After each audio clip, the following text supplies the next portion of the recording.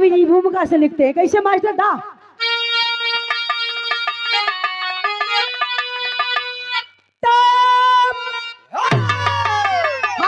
वंश के वीर लोरी के गर्जन सहिलता जमाना रहा, बाजुओं में हिमालय की हस्ती भरी, वीरता का छलकता तराना रहा। अरे सिंधु से सम चलती जवानी रही, अरे चलने खातिर फिदा थे बसंगार पे, जंग के ही लिए जन्म उनका हुआ, मुझे दुर्गा सदा रहती तलवार पे।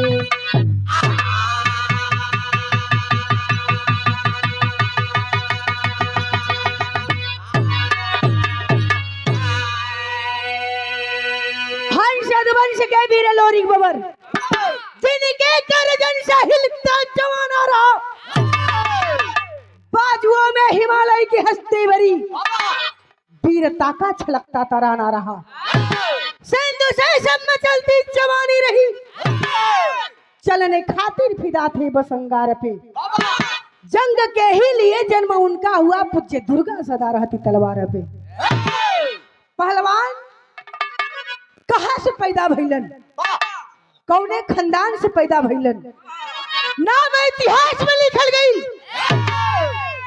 जब तक धरती रही तब तक ए वीरन का नाम गावल जाई। आखिर वीर हवन कैसा भैया? कहानी शुरू होने से पहले बड़ा ही सुंदर गजल का भाव है।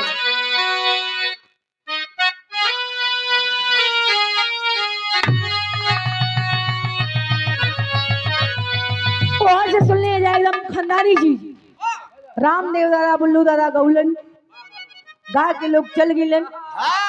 वो बिरहा कैसन आजकल का जौने बिरहा में वीरन के नाम ना आया हुआ, गाय के गई ना तो गाय के जा। कहाँ गा के जाए जा? अरे घरे घरे तू का करबा? आलू छील रात भर बजे आलू छीले के समय खत्म हो गल। ए भैया वह जमाने के लोग रहलन गौलन, लोग कितनो बना के गए रामदेव गुरु बुल्लू गुरु ना हो जाई है। खैर आप तो खानदान कहे चिराग, लेकिन हम आपन गाइला जैसन हमरे के आवेला, अपने मिजाज में गाइला। कैसे भैया?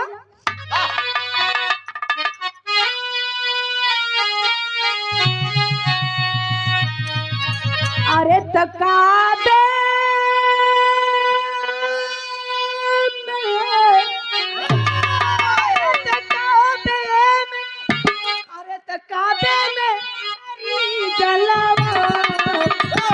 काशी में नजारा,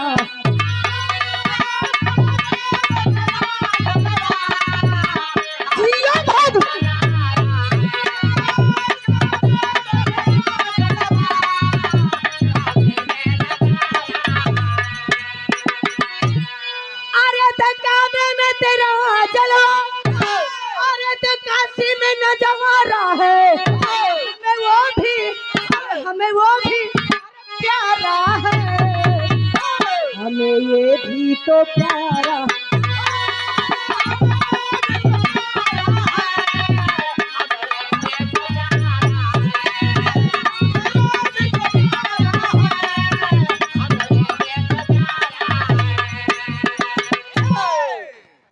हमें ये भी तो प्यारा है, हमें वो भी तो प्यारा है।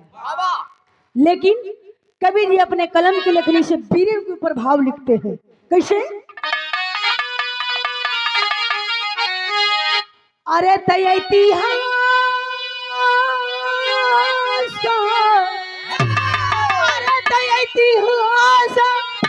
अरे इतिहास के पन्नों पे वीरों की कहानी है। इतिहास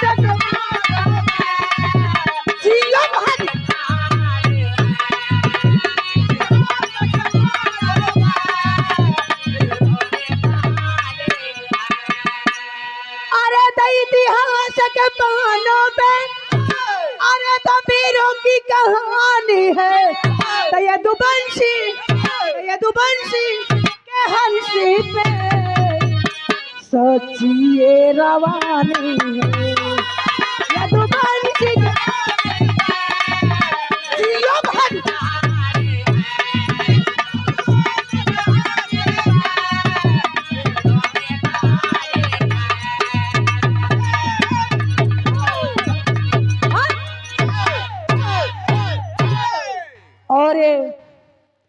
सम्मानित पुरस्कार आया है गार्जियन महोदय बंशी यादव।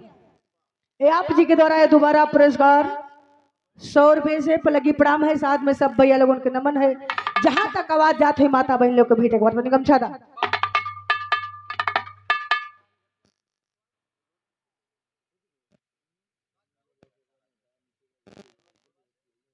और आज के इस महफिल के बादशाह नौसे राजा के आप चाचा जी राजेश यादव, ये आप जी के द्वारा ये सुंदर पुरस्कार 100 रुपये।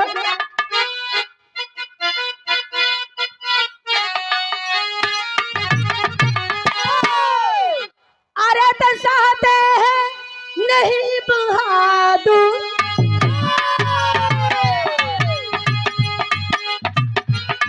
किधर की कभी चुनाव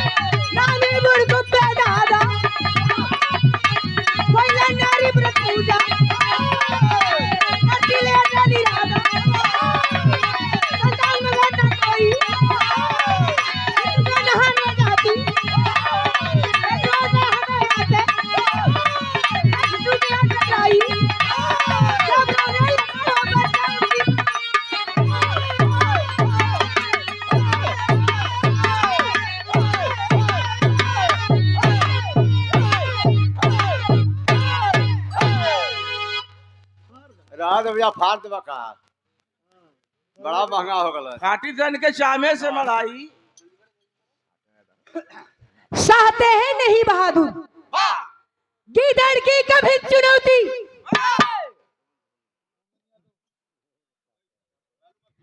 और ये बालू माफिया अमन यादव, ये आप जी के द्वारा ये 100 रुपये से आशीर्वाद पर लगी प्रणाम है, साथ में सब भैया लोगों के नमन है। गौर करिए ना बाबू, चाहते हैं नहीं बहादुर, गिदड़ की कभी चुनौती। ईंटों से ईंट बजाकर कर देते देश बटौती। गाढ़ी गढ़ गौरा अंदर नामे बुड़कुब्बे दादा, कोयलन नारी व्रत पूजा करती लेटे डेरादा। ए बाबू, यही उत्तर प्रदेश में बलिया जिला बा। आप जाना थे, हम जाना थे, दादा बाबा भी जाना था। वही बलिया के जिला के रहे वाला दादा बुड़कुब्बे, संत स्वभाव, सुंदर सुशील विचार। अपने समय पे जौने समयलन बाबू माई बाबू शादी कर देलन, घरे में दुल्ही आयल है और जैसे ही अपने नैहरा में पूजा पाठ करा वैसे ही अपने ससुरा में पूजा पाठ में पागल बनल है।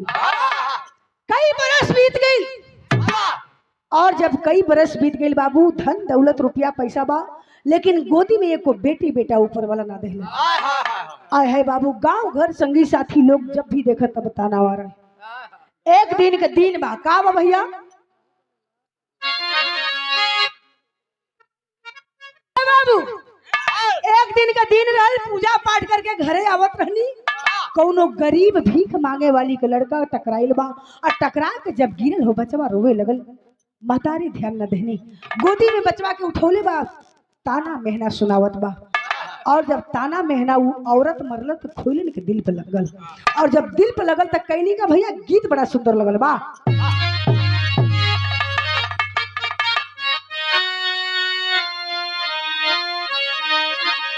तकोरी कहा तरिया सासू, अरे दहिया जमावे नी। तकोरी कहा तरिया सासू, अरे दहिया जमावे नी। आया मेरी तो डाल ली जोरा नवरात हो, कांधा मन मोहे।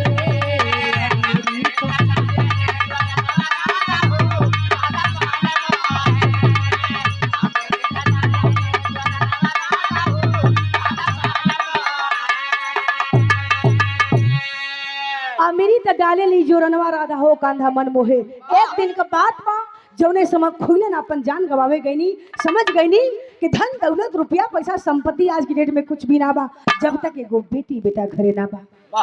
आए है बाबू, जान गवावे जाते वैसे ही खुलन माई प्रकट हो गईनी, और प्रकट होके एगो बात कहते का, त पाँच फल खइले होई हैं अरे 5 गोला लनवा त जिंदगी में तोहरे आई सुखवा बेटी हो दुखवा जाई की।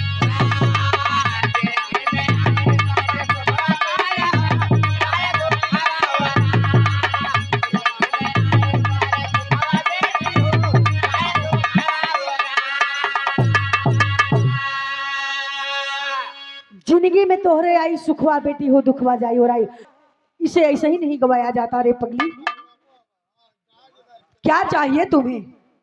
माई कहे गंगा माई खोइलन से का कहे अरे 5 फल खइले होई हई अरे 5 गोला लनवा त जिंदगी में तोहरे आई सुखवा बेटी हो दुखवा जाई कुलवोरा।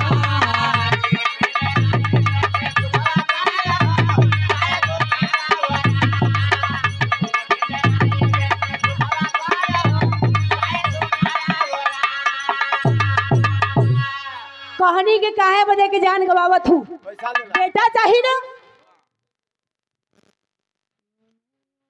और आज के इस महफिल के बाद सानौसे राजा के मामा की तरफ से सम्मान आते हैं। तुम्हें बेटा चाहिए ना? अरे पगली जान गंवाने से संपत्ति बेटा नहीं मिलता है। मेरी बात मान। 5 को फल तुझे दे रही हूँ, 5 फल खाएगी तुम्हें सुंदर सुंदर भगवान 5 को बेटा देंगे। आए है बाबू खुलन वो 5 फल को लेकर के घर की तरफ खुशी में चलती है। देखें जब खुशी में चलती है रोज प्रसाद बांटने की आदत लगी थी। सबसे पहले रास्ते में एक ब्राह्मण की बिटिया मिलती है और जब ब्राह्मण की कन्या मिलती है प्यार से बुलाती है कि माँ क्या आज प्रसाद नहीं मिलेगा? आए है बाबू खुलन के दिमाग से बिसर गया कि ये दिया हुआ वरदान है। 5 को फल में से अपने खाने से पहले एक उस लड़की को कुंवारी कन्या को दे देती है और देती है तो धर्म डूब गया भैया। धर्म डूब गया तो गीत बदल गई। कहना है कैसे?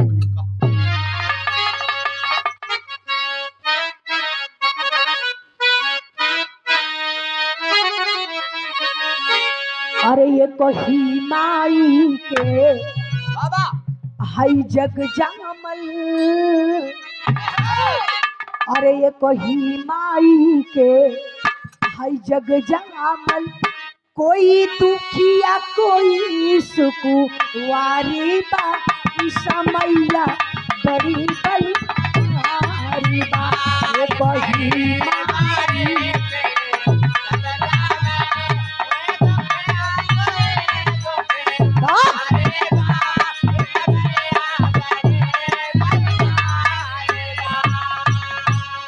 माई ही माई के जग जामल कोई दुखिया कोई सुकुवारी बा इस समय या बड़ा बलिहारी बा। लोग बतावेलन बाबू के समय केहू के ना छोड़ेला इस समय बड़ा बलिवान बा। लेकिन कवि जी अपने कलम के लेखनी से गीत को कितनी सुंदर संवारते हैं। कैसे? ये को फूल बिना तर से कोई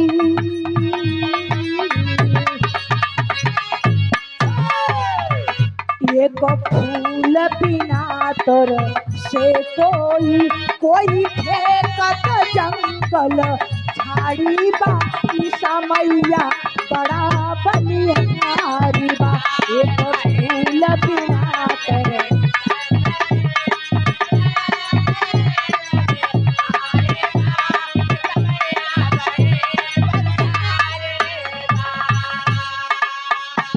आप लोग भी देखा था हम भी देखा थे पूरा हिंदुस्तान देखा था।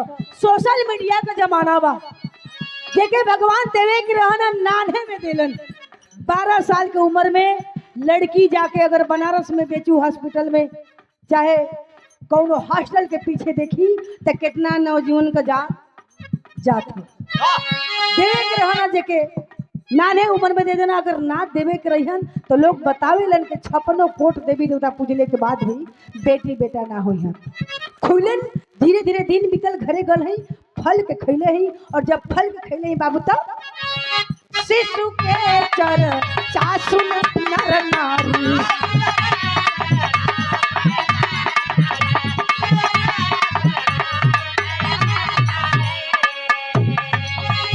छुट्टी के देखे या सुद्वारी छुट्टी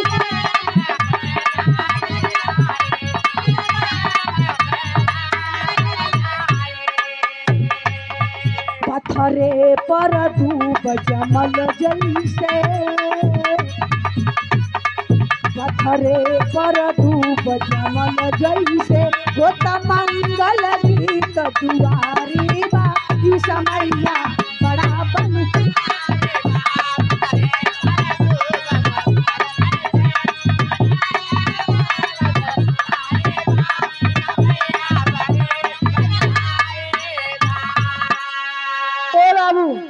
बड़ा दिन के बाद भगवान बेटा पैदा कैले हवन। और जब बेटवा पैदा भइल हवन, संगी साथी हित नात नात रिश्तेदार जुट के लोग गीत गौने गावत है, बतावत है कि माई के घरे बड़ा दिन के बाद किलकारी गुजर है। शौक से लोग आके गीत गावत है। माता बहन लोग जब गीत गावत है भैया तो कौना भाव में गावत है? एक लाइन बिरहा में सोहर का भाव लगल।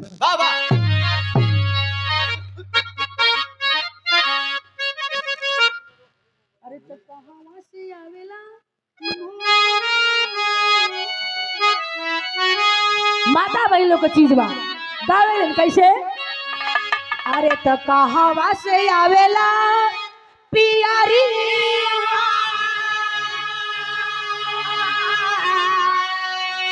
पिया लागल झालोरी हो, आरामा कहावा से आवेला सिंहोरावा, सिंहोर भरल से रामा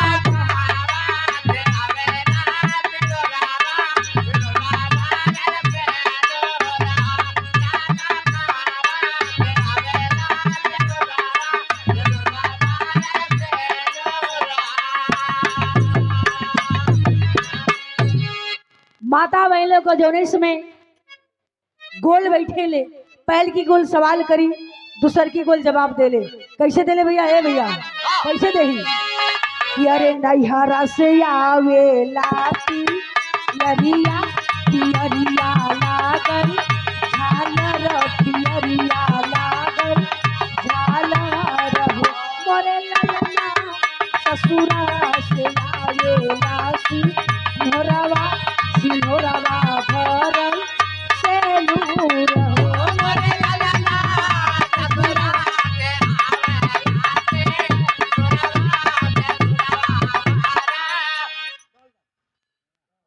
हमें खिलले सुमना,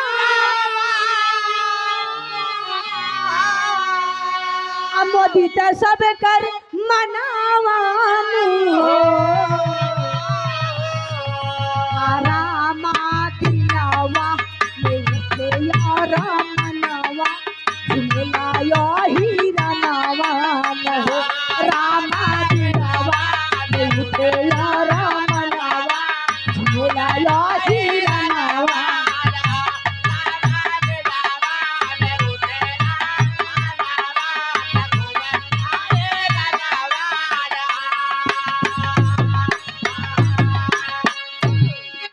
रामा दिलवा में उठे और मनवा झूमेला यही रनवा न हो। बड़ा दिन के बाद खानदान में बेटवा पैदा भइल, जितनी जल्दी हो गई उतनी सुशील बा, उतनी सुंदर बा। माई के देहल वरदान जो जो बचवा बढ़े लगलन।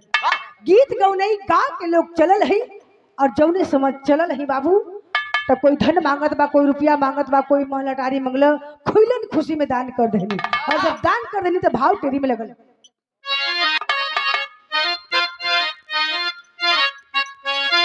पांचों का जग में जोड़ा ना मिला, अरे अजय सवरू लोरी के बाटे मंगरा घोड़ा यार हो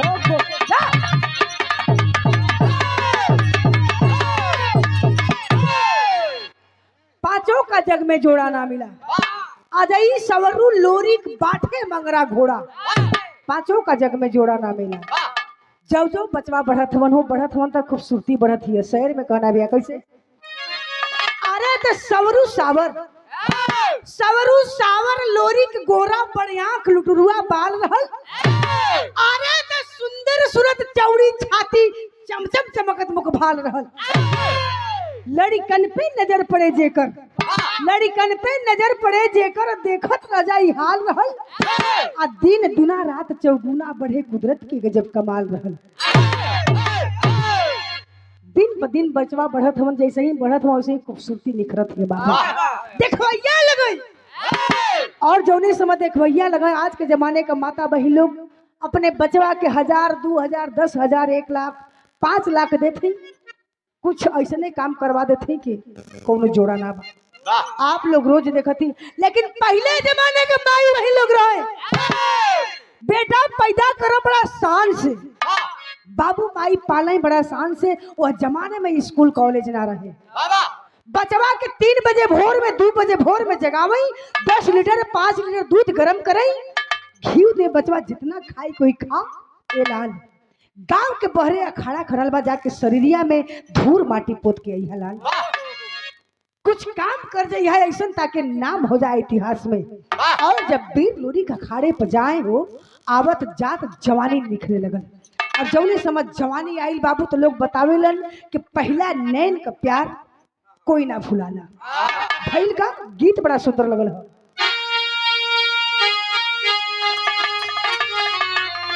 मिर्जापुरी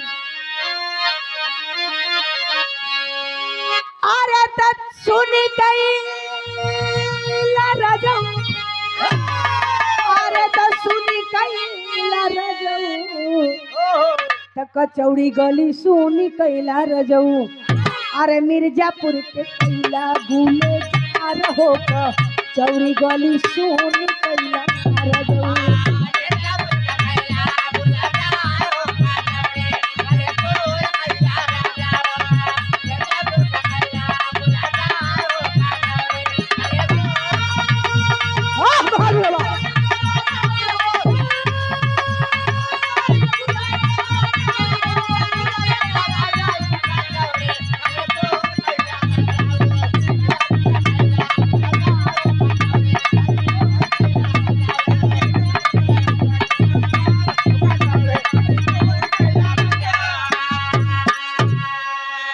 मिर्जापुर के कैला गुलजार हो, कचौड़ी गली सुन कैला रजऊ। ए बाबू ई त गीत रह प्रीतना ही छूटल, अरे भैया प्रीतना ही छूटल, तनन हवा के प्रीतना ही छूटल। अरे भला ही लगेला जग के तीत होगी, नन हवा के प्रीतना ही छूटल।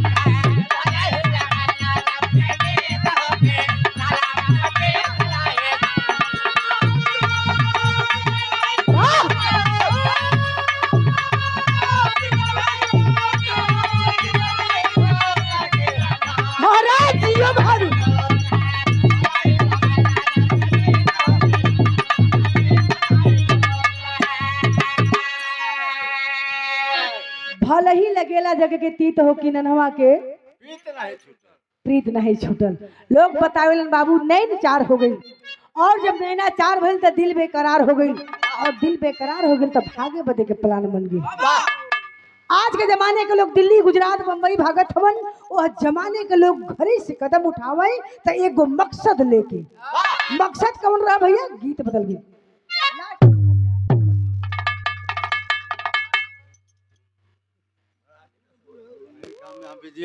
बताइए तुम ना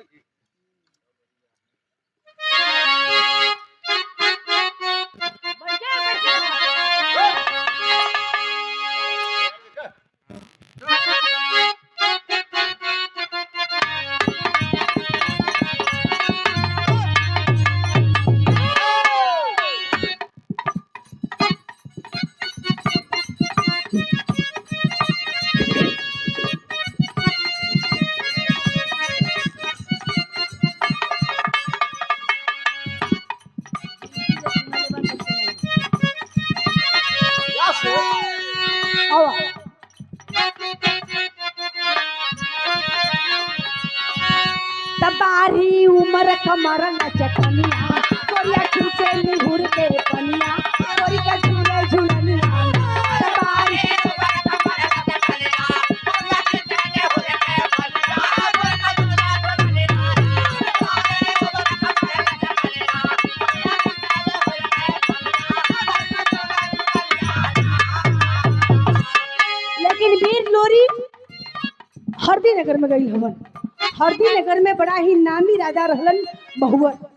वही महुअर के धरती पर गई हवन त कैलन का भैया त लड़ गई भैया लोरी के जमुनी सेनादारी आरे आरती करके बजरिया में त लड़ गई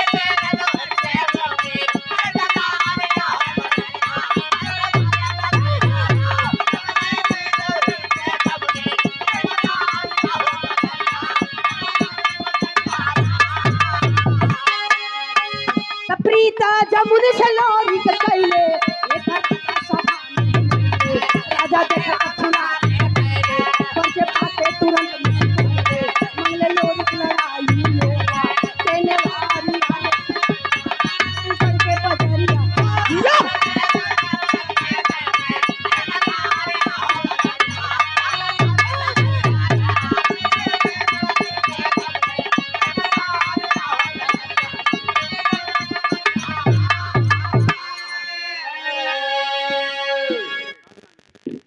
ए बाबू जौने समय वीर हरदी नगर में गई हवन लोरी वो समय हरदी नगर में जमुनी बड़ा सुंदर रहल। जमुनी नाम का लड़की बड़ा ही सुंदर रहल। जैसे ही जमुनी के देखने मोहित हो गिलन हो कहलन के आए है दादा क्या सवार के बनाए हैं। आखिर बात करन तो कैसे करें। पहले के जमाने में कुआं रहे नारा रहे नारा से लोग पानी भरे। गांव के बहरे कुआं नारा बनावा रहा लोग पानी लेके चले मटका से मटका। जौने समय 4-5 लड़की मटका लेके चलल है वो वीर लोरी का नजर पड़ल बा। और जब वीर लोरी का नजर पड़ल समझ गईलन कि एकरी से कौन सुंदर कोनो चीज हटल। नीचे से ढेला उठौलन ए बाबू मटका में मरले हो। जौने समय मटका फूटल लड़की रोवत चिल्लात भगनी गईनी कहा महुअर के पास दरबार सजा था। उसी दरबार में जाके संदेशा लगाते हैं कि साहब कौनो परदेसी लड़का आइल बा हमन के गांव में आके हमन के छेड़त ह। आए है बाबू अभी कुछ दिन पहले कुछ पल बीतर रहल बड़ी बड़ी पहाड़ उड़ रहल। दूसरा शर्त लग गई बाबू आखिर लड़का कौन है। राजा आदेश देते हैं। जब आदेश देते हैं लड़का वीर लोरी जब सभा में आता है कहता है कि प्रभु ये आपके गांव की छोकरी नहीं चाहिए, आपका संपत्ति नहीं चाहिए, आपका धन दौलत नहीं चाहिए। राजा कहलन महुअर चाहिए का। कहलन के बड़ी मातारिन का सपना लेके आयल है, बड़ी बहनिन का सपना सजा के आयल है, कितना सुहागन का सपना लेके आयल है राजा साहेब। कहलन सपना उस सपना का होला। कहलन आप ना जनबा अगर हमके देहल चाहत हवा तो ये तोहरे राज्य में जवन कौनो बड़ वीर योद्धा न कैले हो खोय वही के काम दे दा। जी खाले भैया विराह खत्म हो तो चाहिए लिया के दे दिया। ए बाबू जौने समय ही बात सुनना राजा हो अवाक हो जाता है। राजा के बगल में दरबान खड़ा था कनवा में कलश किए राजा जवन 3-4 दिन पहलवा कंडवा भला वही के सौंप दा बड़ा फटफटा था। जाई साला वो काट के मुआ दिखन को आए है बाबू। जब इतना बात लोरी सुना समझ गईलन कि काम तब बनत बा। राजा से कहलन के मान गई शर्त मंजूर है। जाओ तुम्हें काम में वही दिया,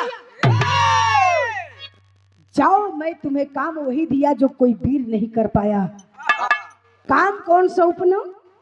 काम सौंपत हमन के हमारे गाँव का 4-5 दिन पहले नेवरापुर का राजा हरेवा 1600 पाठन के बंदी बना के ले गेलवा। अगर तोरे जाग में पावर मत जाके लेके आओ, छोड़ा के लेके आओ। और जब वीर लोरी चलल होन बाबू तो कहलन कि एगो और शर्त बा। कहलन का कहलन कि एगो मात्र घोड़ा दे दा। वीर लोरी घोड़ा के बतौलन हो। घोड़ा तो बड़ा टूटा घोड़ा रहल, शरीर से टूटा रहल, हिम्मत ना बा। रोवत हवन मंगरुआ, मंगरू घोड़ा रोवत हवन। जब रोवत हवन भैया के कहलन के भैया शक्ति ना बा हमरे,